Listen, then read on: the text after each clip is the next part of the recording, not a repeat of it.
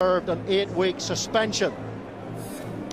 In the back line, no Andrew Trimble, who is out through injury, so Rory Scholes comes in. Stuart McCluskey was man of the match last week and will be mic'd up this week. Stuart partners Luke Marshall in midfield. Peter Nelson continues to stand in at fly half. Onto the benches, and for the Scarlets, Rory Pittman, man of the match against Ulster in the game here last season, and teenage scrum half Kieran Hardy. Three promising young bloods on the Ulster bench: Dave Shanahan, Sam Arnold and David Busby. Franco van der Merwe was an absolute rock in the Ulster team last season, signed to replace Johan Muller. He proved himself a superb replacement for the Springbok, who had transformed Ulster's self-belief. He's one of the league's best line-out forwards. He's that and much more. Well, can Ulster back up last week's bonus point win against the Ospreys and do a Welsh double here in West Wales?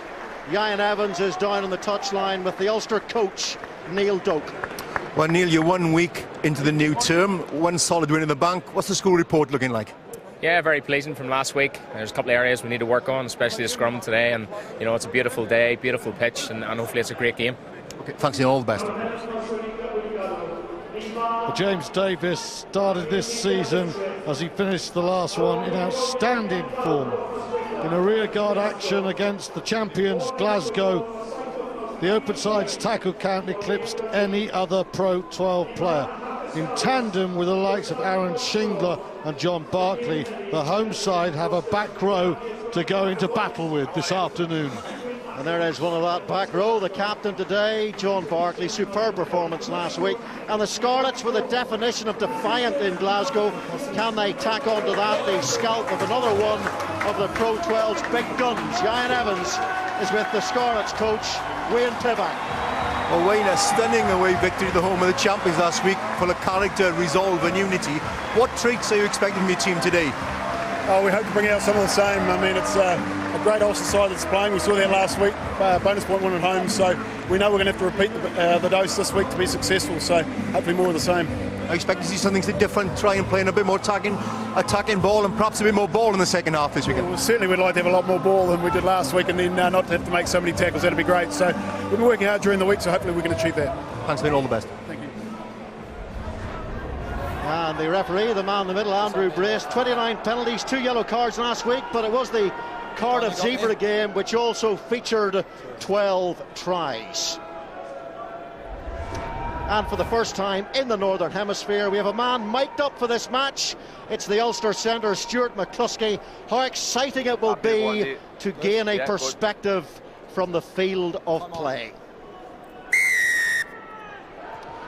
Well, what a stunning sunny day it is in West Wales. It lashed all morning, hammering down rain outside the window of my Swansea hotel all through the morning, but has cleared up.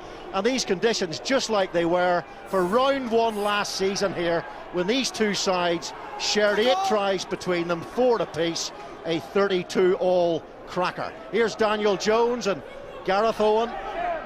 15 tackles for him last week, did miss a few, but looked pretty comfortable going forward in that inside centre slot. Alan Davis, his box kicking was sublime last week against Glasgow. And the home side seeing some early possession through Rollins, accompanied by Tom Price in the second row today. And here is Dan Jones, the teenager. No Stephen Shingler in the Scarlet side yet, not quite back to full fitness, although Shingler has been playing some club rugby in the meantime to find his sharpness. And away White, move! Alan Davis digs in. Gareth Davis last season in this game at scrum half scored 2 tries against Ulster. Gareth Davis, who may start against Uruguay next week for Wales in the World Cup. We shall see what Warren Gatland decides. Alan Davis again for Dan Jones. Not a great pass, but Rollins sees possession again. Steph Evans caused problems for the Glasgow defence last week with some excellent breaks, and he was certainly taken out there, and that is the first penalty of the game from Andy Brace. 29 last week. Andy, in line Let's with hope me. the penalty count isn't quite going. as high as that, but That's that looked it, there you a fairly obvious one. Stephen Evans likes to get his hands on the ball. One of the back three players who gets into first receiver. I don't think it's quite as obvious, Mark, as you think there. Let's just see. He doesn't have to, you know. Pete Brown doesn't have to make an effort to get out of the way. I actually think that's a bit of a home call, Ian. I think he milked that a little bit, but I was very impressed with Stephen Evans' performance last week, particularly in the first half. Didn't touch the ball second half as the Scarlets made 166 tackles and the ball got dominated by Glasgow, but he's got really quick feet, steps really well, very effective counter-attacker. Did those two Ulster defenders not move together, a little bit like a farmer closing his gate? You may have been wrong, Mark, live with it. Big kick here for Daniel Jones. You know, young players, if they get an early rhythm, it just makes so much difference to a fly half. You get your straightforward kick, you feel good. Well, 2 from 5 last week for Daniel Jones, but he had a high percentage for the Welsh side of the World Juniors last summer, 84%, but he did kick really well for the Carmarthen Quins at club level. You see a sense of the game plan the Scarlets want to play. They want to attack those outside channels, spread this big, physical, robust Ulster defensive line around the field and try and probe, make Nick Williams work hard. Well, the Ospreys did exploit that Ulster defensive line last week in the second half. They made half a dozen line breaks. Ulster, though, were pretty comfortable in the match by that stage and went on to win with the bonus point, thanks to Luke Marshall's 4th try for the men in white. Here's Nick Williams, just back last week after his 8-week ban, and he looked full of enthusiasm. Yeah, Intelligence as well. Had to take a big lunge with his right foot to make sure that he was in touch when he took that ball. Full of awareness there. Getting on in years, Nick Williams, a very physical player, but he also knows the game so well. This is borderline to being a good kick. He makes it a bad one there. Only just timing there. But I can't see him making a small lunge. He only does big lunges. Well, Franco van der Merwe makes the art of line-out jumping look very, very easy indeed. He's so secure in that area, and it's a source of great ball for Ulster, but they've turned the ball over here. And again, at the breakdown, as they were last week, Scarlets pouncing like seagulls after your chips. It's quite interesting. People have been talking about the tackling of Shingler and James Davis and the vast number they made. But Gareth Owen, he's the one with the turnover, but the Scarlets got a lot of turnovers. That's a good early start there. They're very good after the tackle, closing the ball off. Steph Evans, tight angle for the Scarlets fullback. No Liam Williams to call on, of course. He's in the Wales squad of 31 and may well be called on to start for Wales in the big games now due to the absence of Lee Halfpenny. Yeah, and I'm just thinking Stephen Evans, very talented player but quite inexperienced. Tom Williams on the wing. Do we expect to see Nelson and Marshall at halfback peppering the Scarlets, putting them under pressure, high balls, playing a territorial game? Well, Ulster averaged more kicks than any other team in the Pro 12 last season. 39 times against the Ospreys last week. I expect a strong kicking game from them. It's a big part of their game plan. Target that time, the line out was Roger Wilson. Stuart McCluskey, was he held in the tackle there? He's a really difficult man to stop. 16 stone, 6 pounds. There were 4 Ospreys defenders hanging off him last week like suckerfish when he went all the way for a very impressive try in that game. Tackle release! That was an outstanding individual performance by McCluskey last week. He really was strong with him and Nick Williams in tandem. Paul Marshall, 148th game for Ulster today. 12. No Ruan Pienaar for Ulster. He's away with South Africa. Ulster missing 8 players on World Cup duty. And that is not the kick that Ulster wanted to put to young Steph Evans there. They gave him a lot of time. There was no pressure there, and that's a very good return kick. McCluskey is a very strong player, and he's ideal for a fly half. If you get yourself in a little bit of trouble, there's nothing better for a 10 than to just offload to a big 12, cross the gain line, then you can start again.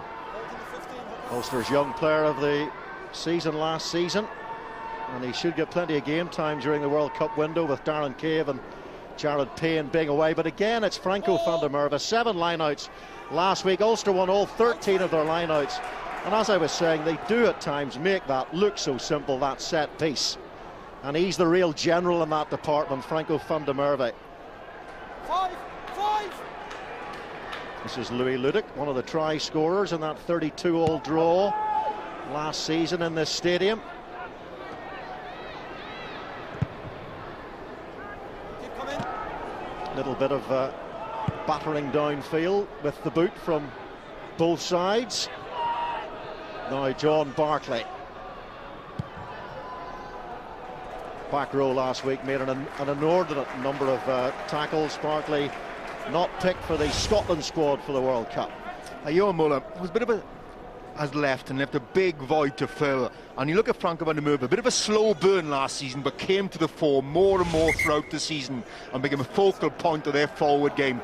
I think van der Merwe's absence at the latter part of the season cost Ulster quite badly, both those games at Glasgow. He became, I think, central to their entire team. I mean, he's a great line-out forward, but he's a hell of a lot more.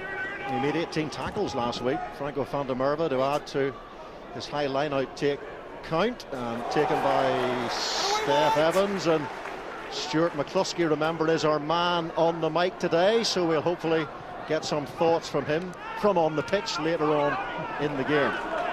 Knocked forward by the Scarlets. The advantage here to Ulster, and it's Franco van der Merwe now playing out half, and he can pass too, and off goes Craig Gilroy. He was very frustrated not to make the final pick, Joe Schmidt's pick for the World Cup, but Ireland are not exactly short on wings. Keep your feet. Off feet now, Captain. Marshall, Peter Nelson, and now Peter Brown. Dan Toohey dropped from the squad for this week's encounter with the Scarlets. Nelson pushes the ball through. Steph Evans in a good position and sharpishly finds some turf long downfield. So Ulster have to go back and chase and recover, and it was Marshall who was there. 8. That's Tom Williams, brother of Lloyd, who is in that Welsh squad for the World Cup, and he's put the ball out well on the full there. Well, that's the first kicking battle that has gone the way of Ulster. Steph Evans has started very well at fullback, but I think that kick out on the full will encourage Ulster to put more pressure there. Other interesting thing, Regan King, he's not the biggest hitter now, he never has been in the tackle, but he uses his knowledge to come very early off his line yarn to cause pressure, and when he sees the chance, that's when he goes for it. Getting in a second receiver as often as he possibly could is a key part of Regan King's game these days. Stuart McCluskey, first receiver again, and why wouldn't he be, with that power and bulk and strength?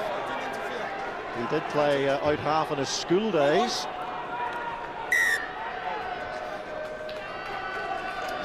One thing when you watch Ulster play, and you see the likes of Craig Gilroy and Luke Marshall, they roam up and down the line looking for fissures in the defensive alignment of the opposing team, always probing, always looking.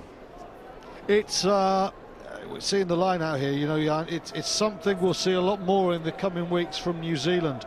First receivers are the men with the footwork. They're looking for holes there. That's an old Leinster call, but you know, you'll see Milner, Scudder, Nahola when he's fit, taking the ball not on the wing but in those areas, looking to find those props, and there was a chance there. There was a big chance, and you tend to find now with all the Irish teams, very good strike plays, off line-outs in particular, but set piece, they always look to attack on first phase. So that was a pure Joe Schmidt special there. That was the move, Robert, that took Leinster to glory a couple of years, wasn't it? Well, they all feast on the inside ball, these Irish provinces, and the Irish team as well. Alan Davis, is kicking from hand last week was quite exceptional against Glasgow.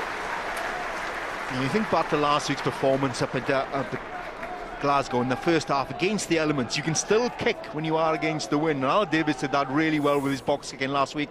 That time a little bit of variety, a little wiper kick beyond the blindside wing. Really good enterprising play. Well, of course, into the wind, that is exactly what a box kick in 9 wants. Brings that ball back for the chasers. When there's no wind, take the territory. Did it very well there.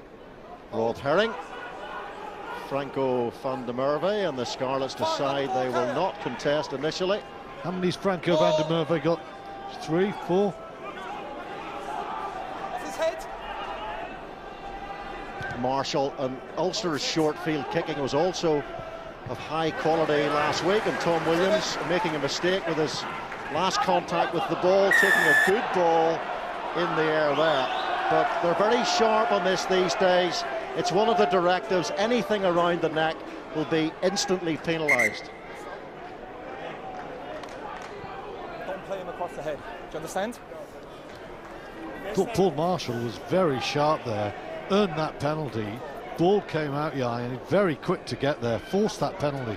Size these days are so competitive, so quick to compete, because it's that initial second or so after the claim. Good high claim from Tom Williams on a high ball, giving a bit of confidence, but straight in there, back on your feet, hard and compete really strongly. That time Willie Falloon in really strongly, back on his feet.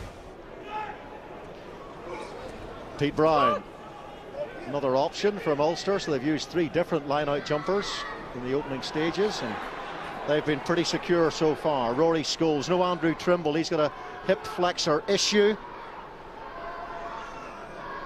Marshall for Peter Nelson, standing in and out half, although he has played there for the Ulster Ravens and for his club Dungannon. Again, McCluskey carrying strongly, looks like he's playing with real confidence. His 4th carry. Pete Brown then was on his shoulder, and that looked like the development of a good move by Ulster. But now Steph Evans doing what he did against Glasgow. Here's Tom Williams now. Craig Gilroy is backtracking, and Craig Gilroy's going to have to chase this one because he's launched into midfield, and he gives the Scarlets a chance here to maybe open up. Regan King, and it's Aaron Shingler. Lovely dummy from Shingler, and then he finds the width. The captain last week and try scorer Hadley Parks does well to keep the ball in play. Now it's John Barkley. This is great rugby from the Scarlets. Can they finish it off? It's Phil John. All about the patience now, if they can maintain the pressure on this Ulster defence. No mistakes from the Scarlets. Willie Falloon makes the tackle. Big Pete the Meat Edwards, Ulster, with Nick Williams. Very quick off the line there. Again, they go round the blind side through Hadley Parks. Tom Price, World Junior Championship winner with England, signed from the Leicester Tigers.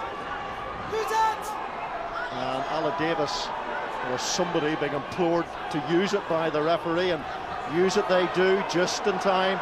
Here's Alan Davis again, now Dan Jones.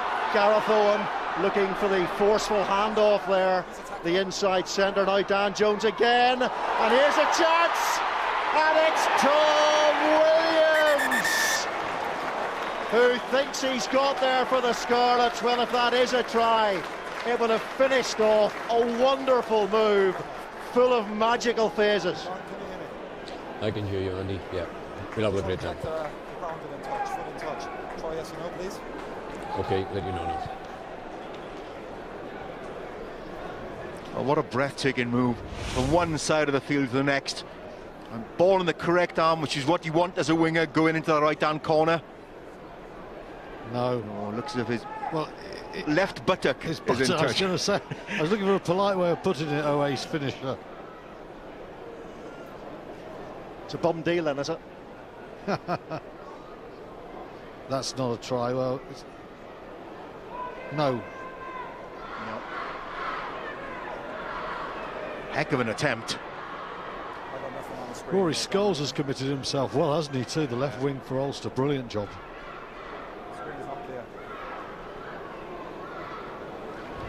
It looks like his gluteus maximus Andy, a good decision. was between Tom Williams and the try. Man was in touch. Line out. Okay. No score. No score. In touch. Just wait. 9. Heck of an effort to get in that corner. What a blistering counter-attack by the Scarlets. So, head by Alexa Stephen Evans and Regan King. His hands, sumptuous hands, just delay. You love players who should have time on their hands too. It just brought Aaron Shingler into it as well. Now Shingler has a big role here. Can he get to the line out? No. Brilliant line out again from Ulster. Pete Brown trying to show the Ulster selectors they were right to put him in ahead of Dan Toohey, who's not injured. He's just been abandoned for this game by the coaching staff. Steph Evans, Hadley Parks, and the Scarlets back line is looking very bright so far. Of course, Scarlets famed for their backline play through the ages.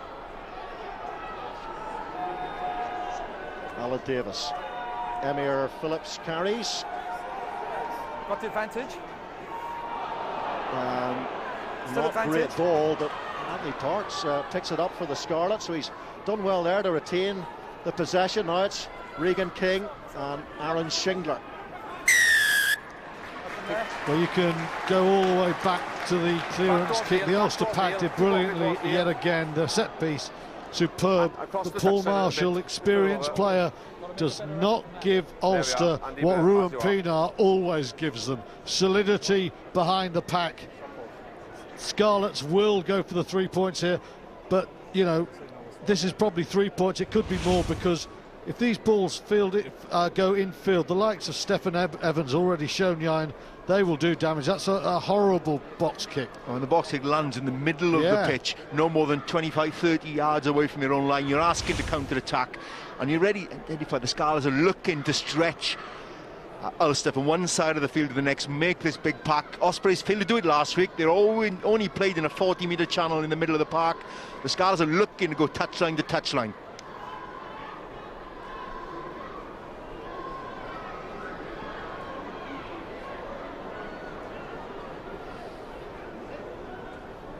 So Daniel Jones didn't start off the kicking tee too well last week. His first one was horribly and nervously hooked well left of the post, but not this time.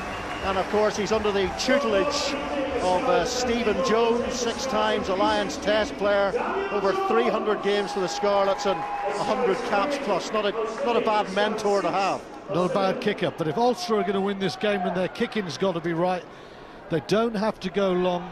It's better to go into touch, slow the pace of the game down. Do not feed these Scarlet back three. Scarlet's back three that's missing the likes of Harry Robinson and Jordan Williams, who are both injured. Jordan Williams, though, close to full fitness. Andrew Warwick, and Ulster continuing to make dents in and around the gain line through those big ball carriers of theirs, like Nick Williams, Stuart McCluskey, but the error.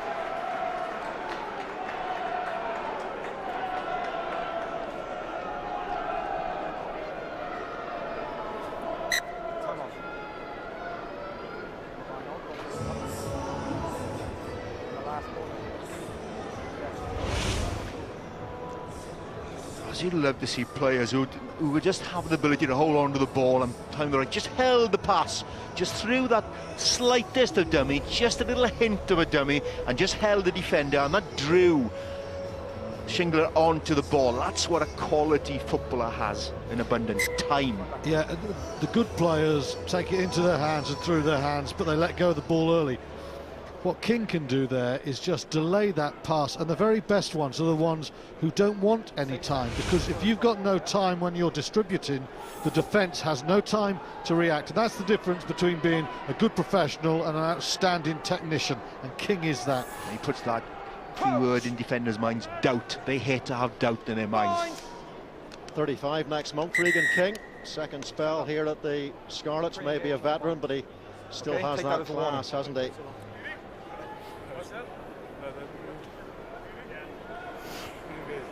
Good race, good cause. Ulster's last trophy, by the way, Celtic League in 2006. Since then, Ulster's main rivals, Leinster, Munster, Ospreys and Glasgow, have won 15 trophies. Lots of sparkly wrapping paper, great stadium, great fan base, great commercial and marketing structure, but no silver. Cold hard facts. Use it! Wait, 9, wait.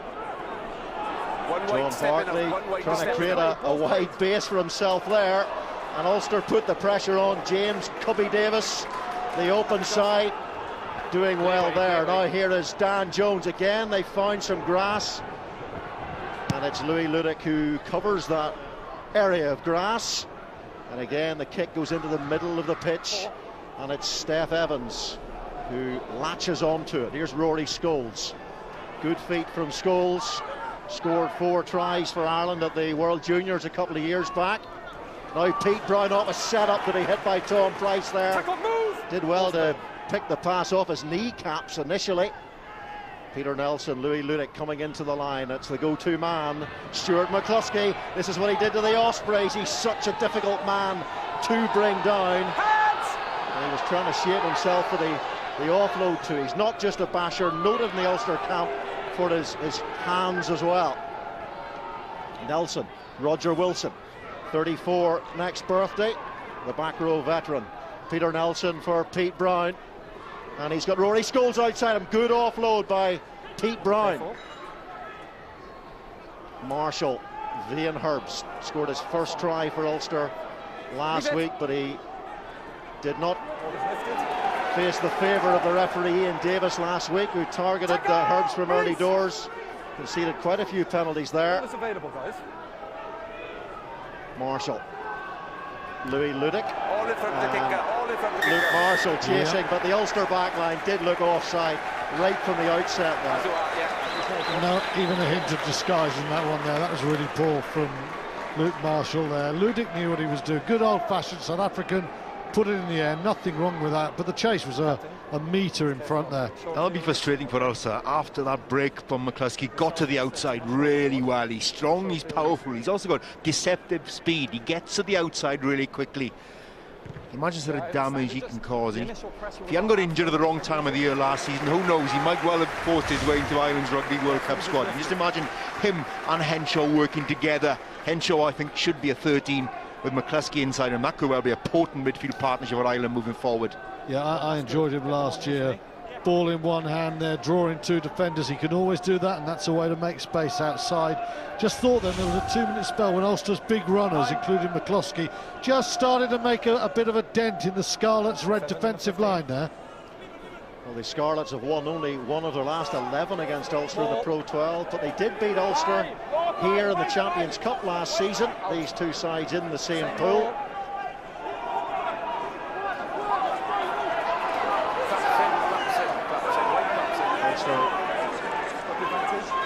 Trying to work a defensive number there on that maul. Here's Alan Davis for Johnny Barclay. And Rollins tries to clear out, tries to shoulder and Ulster, but away from that breakdown. And Ulster coming in illegally at that breakdown, according to Andy Brace. How to use statistics. Scarlets have only won one of their last 11 against Ulster here in this league, but they've won 2 and drawn one of their last 3 encounters with them here, Robbo. Slightly different twist on it. It was hurting Ulster at one. Their kicking game is really hurting. Well, Stuart McCluskey, I mentioned start of the game that he was our player on the mic the first time in the Northern Hemisphere, and here's what he's been saying so far. Put it up, Pete, put it up! Yeah! Yeah!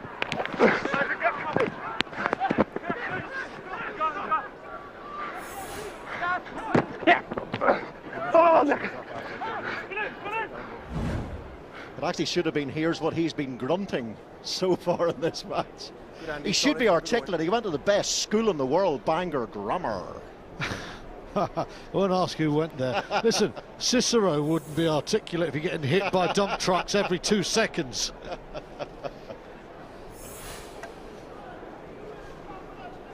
Well, Dan Jones, 100% so far. So kicking much more smoothly than he did in windy Scotstoun last week. Well, a very assured kicking display for the Scarlets. Whereas Ulster's kicking game, Johnny Bernard, has been pretty woeful, really giving the Scarlets good field position. See the smiles on the Scarlets management team. Yeah, because I think the tighter and more physical it is, the more it plays into Ulster's hand. Their kicking game has just given the Scarlets some oxygen and a chance to play. James Davis, Cubby Davis, that's his nickname, Cubby, as in Cubby Broccoli, former producer of the Bond movies, and he does scare the living daylights out of the opponents, James Davis. Cue canned laughter. In goes Nick Williams with the take, just about holds onto the ball, and Paul Marshall to Nelson only had one player outside him there, which was Craig Gilroy. There's an advantage here to the Scarlets, so we will have a knock-on and a scrummage. A chance to get a view from the Ulster camp Joe Barakat, the new defence coach, is up there, and I believe he's ready to talk to us. No, he's not quite set up yet. We will have to hold our anticipation just for a couple of minutes. Why is he called? Why is James Davis called Cubby? I mean, you said after Cubby Broccoli. No, his father, his brother is called Fox because of the pub, and he's called Fox Cub, isn't he? Shortened to Cub. I understand that. So what's Cubby Broccoli got to do with it? That's the mind of Mark Robson next to us. That has nothing to do with reality whatsoever. I understand Cubby and Fox. Robbo. It's called lateral thinking, Stuart. You should try it sometime. Thank you, Edward de Bono. It's called utter illogic. John Barclay, reasonably solid scrummage there for the Scarlets. Here goes Louis Ludick, and he runs into a double-pronged pincer movement there for the Scarlets. And now it's Pete Brown. And again, the Scarlets trying to get in early and quickly at the breakdown. And it was John Barclay attempting to get his hands on the ball there. Here's Peter Nelson. And it's taken brilliantly by Steph Evans at pace as well. Classy stuff from the fullback, and a classy run from Phil John in his 17th season as a Scarlet. But the pass is poor, and it's Craig Gilroy. 11 tries for Ulster in the Pro 12 last season in possession. And Gilroy's statistics were mightily impressive across the board in the Pro 12 in 14-15. Tackle! Move red!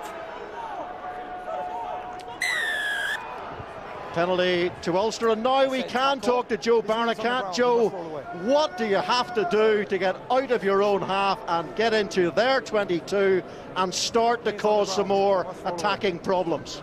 Oh, look, guys, I just think we need to have a bit more patience with the ball. We're creating opportunities, but we're not finishing them. So we're doing a fair bit of defence, and ultimately, you know, and I know that kicks in the back end of the game where we will begin to struggle. So just a matter of controlling this ball and getting some points on the board and being rewarded.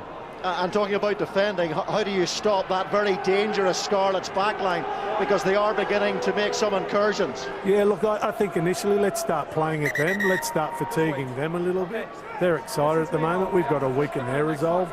So it starts with our ability to hold the ball, and then it becomes an even playing field again. Thanks, Joe. They are 2% of play inside the Scarlets' 22 so far, with almost half an hour gone. So Ulster will need to improve on that percentage if they're to win this game. Stuart McCluskey again gets outside the first tackler. Great footwork. Then that tremendous power. He's like a thunderclap in this Ulster midfield. And there goes Peter Nelson, his turn to challenge this Scarlets defence. They're all wrapping around on this big blind side. Willie Falloon for Craig Gilroy. Marshall, if Ulster can score a try from this, it would be quite some conversion rate from entries to the 22. And now Nick Williams carries, great carrier for Ulster through the last few seasons, and a fumble from Luke Marshall as Ulster attempted to fashion the switch. McCluskey again, and then the secondary phase again. Nick Williams coming short. That's the way Ulster need to be playing. But boy, this 12 in a team that are struggling, McCluskey is so dangerous.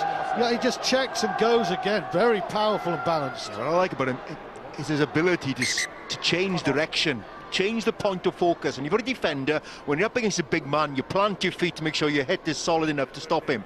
But when he's moving, it's really difficult to do that, and he breaks half tackles with contemptuous ease. But he is the focal point of this Ulster attacking game at the moment. He really is making good yardage, and the Scarlets are struggling to hold on to him. But that's what's letting them, composure.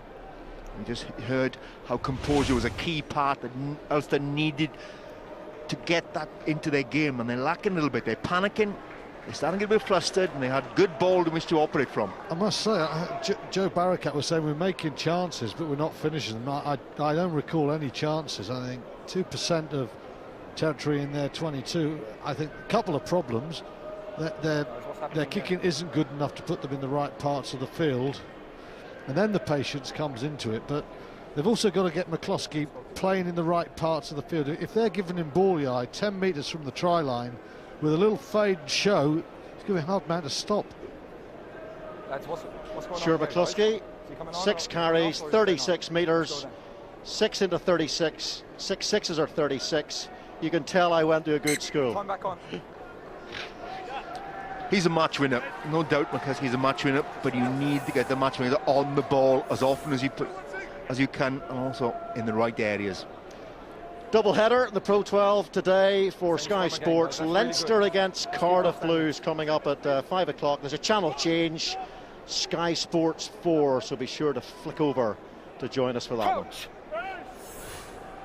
If Mark Robson's maths teacher would like to email in to us, we'd be delighted to hear from him. Does such a creature exist? He's probably denying all responsibility as we speak. He was a very frustrated man, my maths teacher. Steph Evans with the clearance. And your thoughts on the way Evans has performed this opening half hour? Looks very good indeed. I mean, he's a balanced runner. He's got a little pass out of the one hand. His kicking game is good, and he's very assured. You know, one of the things you've got to be as a fullback is you've got to be confident, because that confidence spreads to those around you. He looks very solid with a bit more. Yeah, what do you expect him at 15? His total conviction. Yeah. You need that, especially when he's behind you and everybody else is in front. You need to have total faith, and the fullback knows what he's doing. Franco van der Merwe again makes it look easy and takes clean ball for Ulster, but it's slow ball. Wait. So the defensive line is well set off Franco van der Merwe's 5th line-out take. And McCluskey doesn't get too far that time. Does not add to his metres, and Willie Falloon gets hit hard there. Shingler was one of the tacklers. 53 tackles they made last week against Glasgow with that back row between them. Only missed one. Marshall to Peter Nelson, and a little bit flat-footed this time, McCluskey. But he does bring Luke Marshall into the game, and then they turn the ball over, and there should be some room downfield, and the ball just about lands in the field of play, and the Scarlets again make some good yardage. Just a question here about Scarlets line-out play at the moment. Van der Merwe is under no pressure. Just wait. But no real attempt to get in the air. Now, this summer you've been watching New Zealand and South Africa and the warm-up internationals. Line-outs are getting off the ground. I think at the moment the Scarlets need to reassess what they're doing. It's too easy, Ian. It's too easy. There's no pressure coming on Ulster. Well, they've obviously made the decision not to compete in the line-out, and they're going to stand off and either not compete at all and then attack from round the back of the driving line-out, or try and frustrate them once the driving ball takes shape. They might well have to reassess that, particularly when the quality of the ball is as good as that as he's producing at the moment, which then brings McCluskey into play more and more. Yeah, and also when the line-out's 50, 60 metres away, you can gamble a bit. You don't have to worry too much about the driving more, because it's not going to hurt you that much, is it? No, I tell you what is hurting us. We talked about the kicking game, but their turnover count, they're losing the ball far too often, and the Scarlets are feeding off that. Well, Ulster's flight was delayed yesterday. They only got to the hotel at 11:30. Their morning beach walk was delayed due to the lashing rain, and their appearance on the scoreboard is also delayed 32 minutes in, and not a point to their name. It's all very premature for Ulster, you're right. Alan Davis, that's the first line out Ulster have lost just after the boys were bigging it up. Here's Alan Davis, and that was a difficult ball. It was squirted in front of Daniel Jones, and now Ulster turn it over. Peter Nelson into Regan King, who is bounced. Marshall to Roger Wilson, over 300 games as a professional rugby player. Had a long spell at Franklin's Gardens when he was a popular member of the squad there. Louis Ludick is hauled to ground, and it was Regan King who made the tackle. Here's Peter Nelson, Stuart McCluskey. Now they're using the ball. Willie Falloon had Luke Marshall outside him with a little bit of space in front of him too. Oh, that was wasteful from Falloon. They'd created the overlap. Scarlets were narrow defensively. They looked to exploit it as an opportunity to get the ball out wide. To Gilroy, who was sat there begging for the ball to be delivered on a plate. Initially the passing very good. McCluskey, not just a big man, passing beautifully. Oh, that is horrible. There is cover coming across, but there's an opportunity. The hands of the inside centre are very good. Falloon's looking inside. Falloon needs to just be aware of what's on the outside. He's looking inside, and he never really controls the situation now. No, he wasn't set, and it's Marshall outside, but they created the overlap. So it's about caught the Scarlets, very narrow defensive, and he's that second line of attack, that pull-back pass become more and more evident in the modern game. I know Stephen Jones is a big advocate of two lines of attack. You get someone to pull the ball back, you draw the defenders out to the line and pick them off. Well, we talk about line speed in this game. In the 32-all draw, the Scarlets had very little line speed last year. Stephen Jones has come. He's come from Wash, where line speed is everything, and I think King and co are actually a lot faster off their line than we've seen them for some time. McCluskey has a little look up to see what's on that part of the pitch and just checks and then tries to accelerate.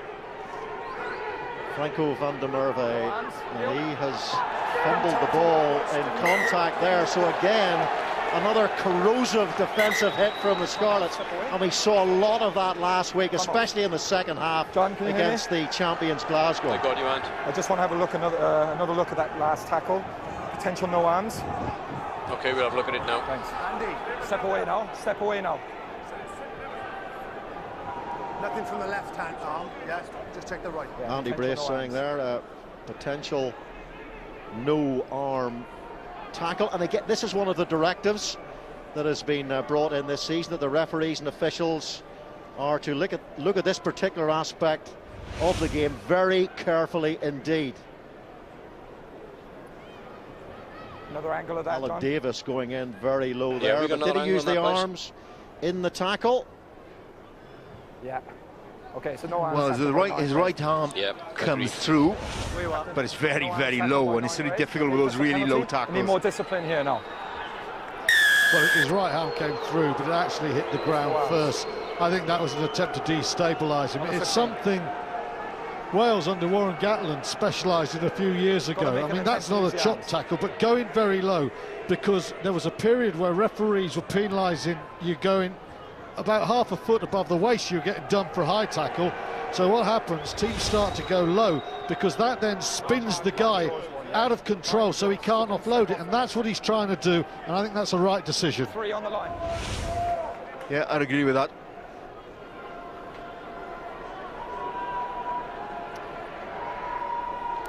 Rob Herring and Franco van der Merwe again. Beautiful from Franco van der Merwe. He's such a stylish line-out operator. Who would ever have believed it? A stylish second row forward. There wasn't too much stylish there, though, about that Ulster attack. It's another error in possession. Well, Willie Falloon went a forward pass just moments before, and this time it's Roger Wilson. And that's not able to capitalise. It's a good ball off that line out. Really launched Gilroy. So often we've seen Tommy Bowe on that right wing hitting from the back of lineouts, but beautifully thrown, beautifully taken, and beautifully offloaded. Allows Marshall hit into midfield, and that's sloppy. That's sloppy. The count of unforced errors is awful from Ulster at the moment, because they are, as Ian says, getting some very good first phase ball, but the errors. Ball is lifted. Alan Davis, Stephen Evans, 21-year-old fullback, Louis Ludick, who played for the Natal Sharks in the Super Rugby final a few years back. Franco van der Merwe. There's no transition in his line-out work, is there? He takes the ball and delivers it all in one syrupy movement. Good drive by Ulster here, trying to force some front foot ball. Now Craig Gilroy. And Ulster do like to utilise their wings in midfield as much as they can. Got the advantage still, guys. Advantage to Ulster here. Marshall to Nick Williams. Good tackle from Pete Edwards. Getting to Nick Williams there very early and low. But the referee, Andy Brace, was playing the advantage. Step away. 8, step away. Step away.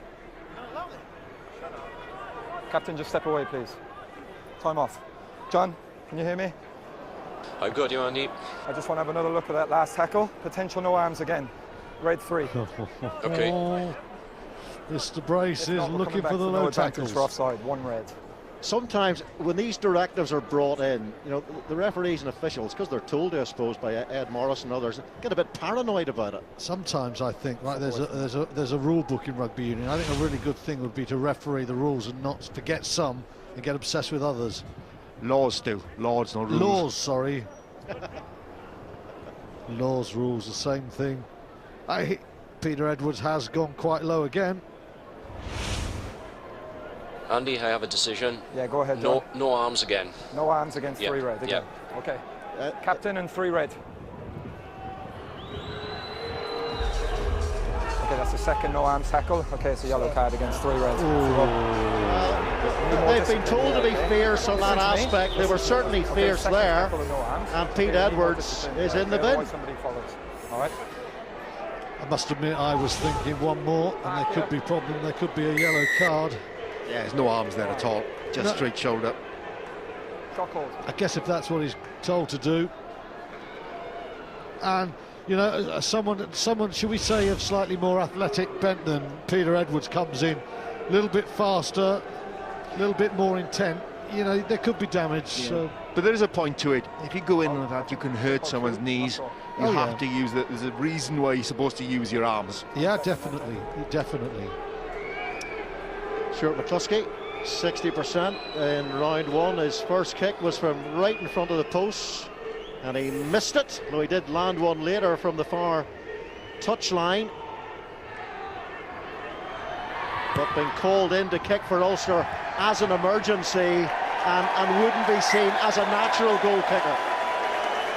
Well, he's been one of the best players on the field, Stuart McCluskey, but he's not a natural goal kicker. He's been asked to do a job, and it's a hard old job when you're not a confident kicker, because he knows everyone in this crowd is thinking, I should get this, but there's a little demon in his head saying, I might not get this, and that makes a world of difference for a kicker. Let's go, 10. Yeah, well, they've no Ruan Pinar, they've no Paddy Jackson, they've no Ian Humphreys. Charged down, Daniel Jones putting his side under a bit of pressure there as Ulster came in quickly. Peter Nelson, Stuart McCluskey, they've got the ball in McCluskey's hands as often as they could in that first half, but again Ulster have turned the ball over there in the contact situation, fumbling the ball, although the Scarlets tackling really is powerful. I mean, enough practice last week, 166 tackles in the second half alone, 202 tackles in total in the game against Glasgow, so they've obviously perfected that aspect. They need to work on the no arms tackle, but certainly they have a lack of appetite for working and defensively. Now Edwards is in the bin, which means who's going off here? It's Tom Price comes off, so the Scarlets get another front rower on, so we have stability in the scrum, something we all want at all times. Especially up on the commentary position. Would be nice. Will Taylor is on. Sign from Wasps. No Rodri Jones to call on. He's injured. Approach. Welsh international Rodri Jones. Will Taylor, a world junior competitor for Wales on a couple of occasions, and Ulster maybe trying to take advantage there of that lack of experience. John Barclay's kick, Daniel Jones' kick charged down, Barclay's kick charged down.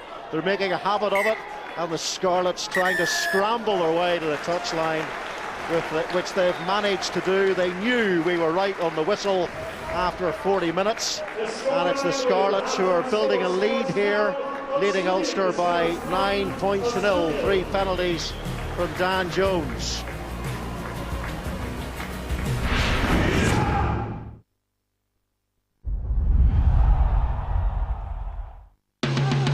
Hundreds of ways to rediscover the joy of the kitchen. Download the IKEA Catalog app or pick up a catalog in store. Who knows? One of these kids just might be the one. To clean the oceans, start a movement, or lead a country. It may not be obvious yet, but one of these kids is going to change the world. We just need to make sure she has what she needs. Welcome to Windows 10. The future starts now for all of us.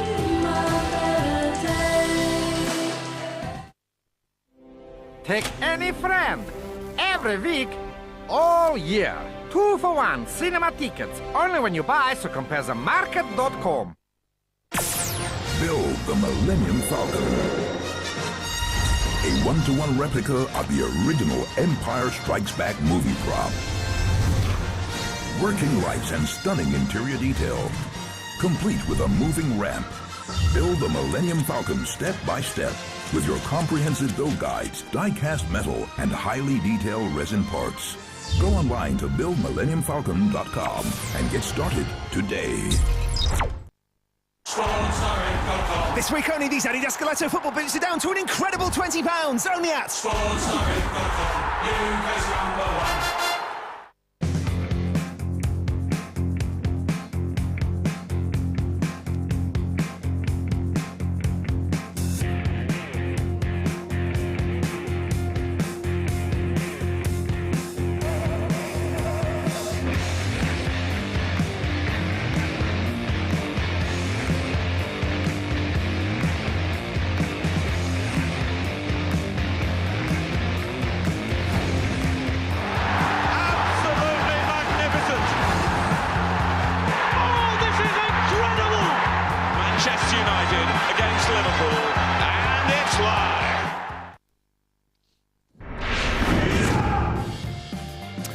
Couple of blips for Ireland in their final World Cup warm-up matches, but still a great sense of optimism around the country as they head towards the World Cup. It's going to be very interesting to see this evening what sort of levels of optimism there are around Leinster. Obviously a new man at the helm now and a former favourite as a player, Leo Cullen, and they will take on the Cardiff Blues a little bit later on this afternoon.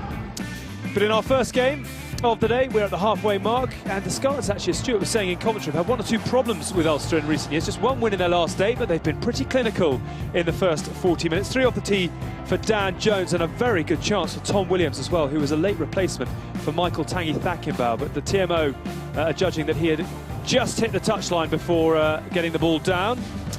Jones kicked over another penalty, and Ulster at times really have been their own worst enemy. They have not produced anything like the continuity that they'd like to, but one ray of hope is that they will start the second half with a man advantage after Peter Edwards was sent to the sin bin for a no-arms tackle, the second in quick succession. So the tail of the tape will also have more ball. They haven't done a huge amount with it, and the real glaring problem there are those 9 handling errors, which has undone much of the territory and I suppose the possession that they have enjoyed.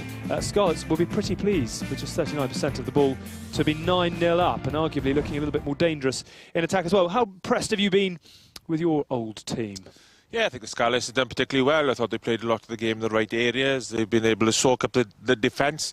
You just worry towards the end there. They gave a penalty away. The one that was missed, there was 2 non-arm tackles. I thought Alan Davis's was a bit harsh because I thought he got his hand out just about touched him. But then, of course, the yellow card, which is going to put him under pressure. We talked about that before the game. They need to keep the discipline very, very good if they're going to win it, because you can't make 79 tackles to 40 and keep Ulster out, especially when Ulster are making so many errors. 9 handling errors is absolutely incredible in that first half. If they keep that, then the Scarlets won't be able to soak that pressure up so much. Where are these errors coming from, Paddy? Lack of composure. I mean, they're doing everything right. They're creating a space for Roy Scholes to run into there, and they just can't put the pass to hand.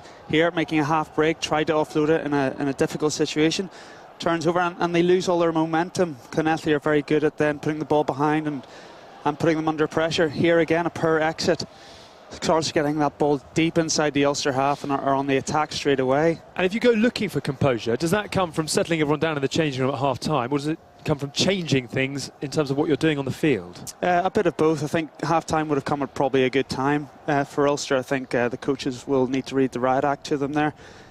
You can see they are getting across the game line, they are getting quick ball, and they are creating chances, but it's that final pass whenever they get into the 22 that's it's being knocked on or just being turned over, and that's the reason why there's 0 on the scoreboard for Ulster. What would be most pleasing, do you think, for the coaches of the Scarlets in terms of what they've produced in the first 40? The fact that they have soaked so much up, and they have defended particularly well. You know, I can't remember an opportunity that they had to score a try. They had very little time within the Scarlets 22, so they only had a couple of penalties where they missed the one kick. So that's very pleasing. So what they need to do then is the Scarlets play in the right areas. That one opportunity with Tom Williams didn't quite take that. You know, just got his backside on the line, and you know, could have taken that opportunity. But they will come out in the second half. They say we need to play again. They're going to have opportunities to play back from Ulster's, and not always great kicking in that first half. So just go through phases, go through more phases, and if they can do that, then hopefully they can put Ulster under pressure, which they haven't done for a huge amount of this game. Okay, well, if you are just joining us this afternoon, we are delighted to be using Player Mike in the Northern Hemisphere Club game for the very first time. Stuart McCloskey, the Ulster centre, is the man who's been wearing, and this is how the first 40 minutes has gone for him. Eyes open. Yeah. Oh, Nick. Fill it up, Pete, fill it up. Yeah. Yeah. Nick, be ready for this. Be ready for this. Yeah.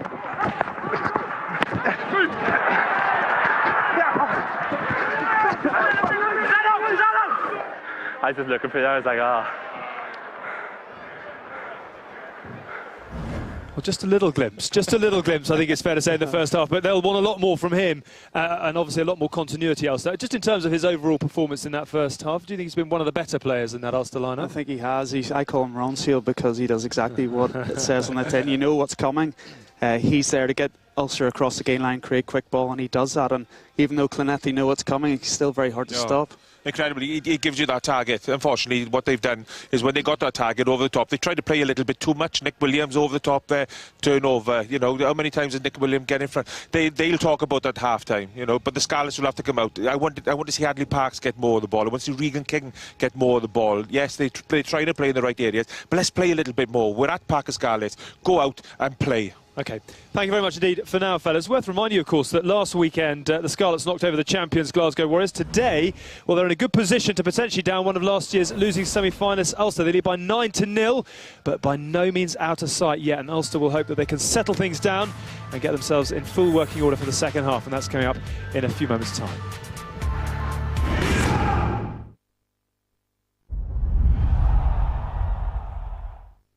For some, the SUV is a way of going up in the world. To turn heads anywhere and everywhere. To impress your colleagues or stand out from the crowd. Yeah, whatever. For others, it's about being a little bit smarter. New Dacia Duster. New look, new features, same price. See? You can have it all. You do the maths.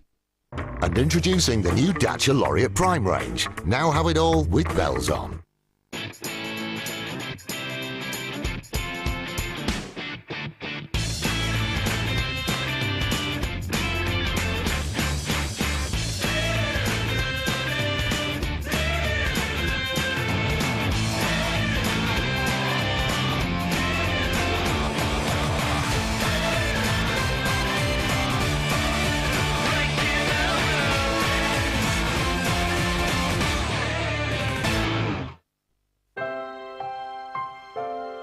I'm that shrewd part of you that loves finding value, so I'm excited to see Travelodge's new. Upgraded rooms, a comfy new king-size bed. To stay anywhere else, you'd need rocks in your head. Great rooms, big beds, locations. This place has it all. And for such amazing value, that's Travelogical.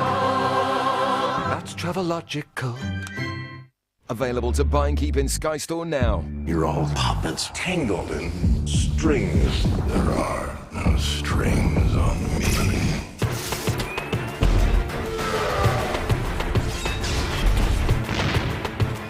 That's the best you can do! You had to ask. Buy and keep Avengers Age of Ultron now. You'll get it straight to your TV, across your devices, and the DVD direct to your home. Avengers Age of Ultron, available in Sky Store now. It's time to turn up the heat and step up to the oche in a brand new darts-based game show. 180 starts Tuesday at 8 on Sky One.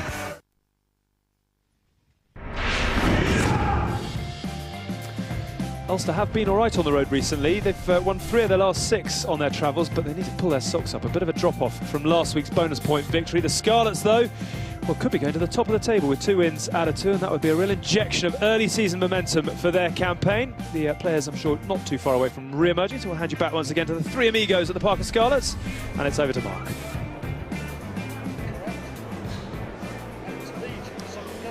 Well, the Scarlets will start the second half with 14 men. They finished last week with 11 on the field, and they still managed to hold out at Glasgow. Ulster frustrating to watch in the first half.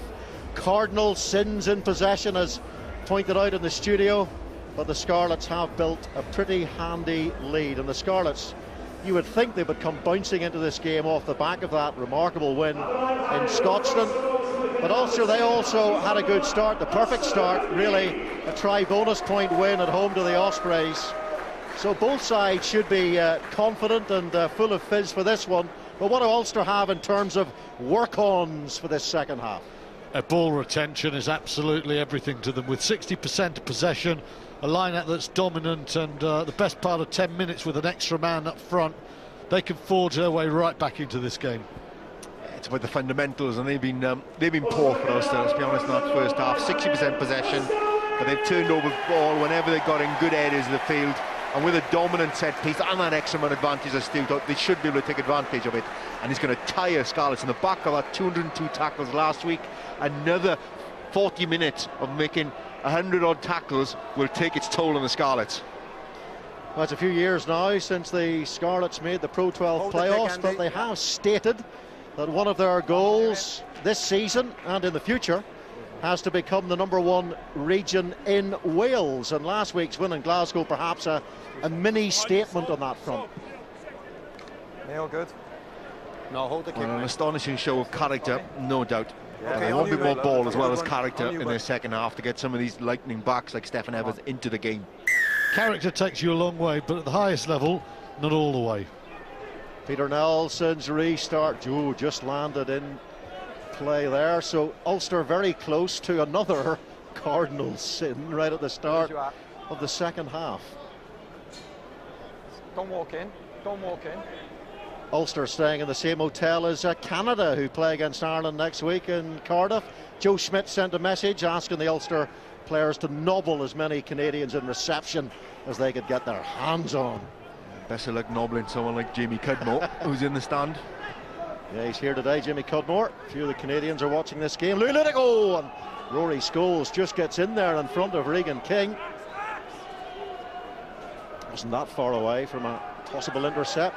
This is Pete Brown. Aaron Shingler tries to hold him up, but Ulster get to ground. And Marshall setting himself for the box kick.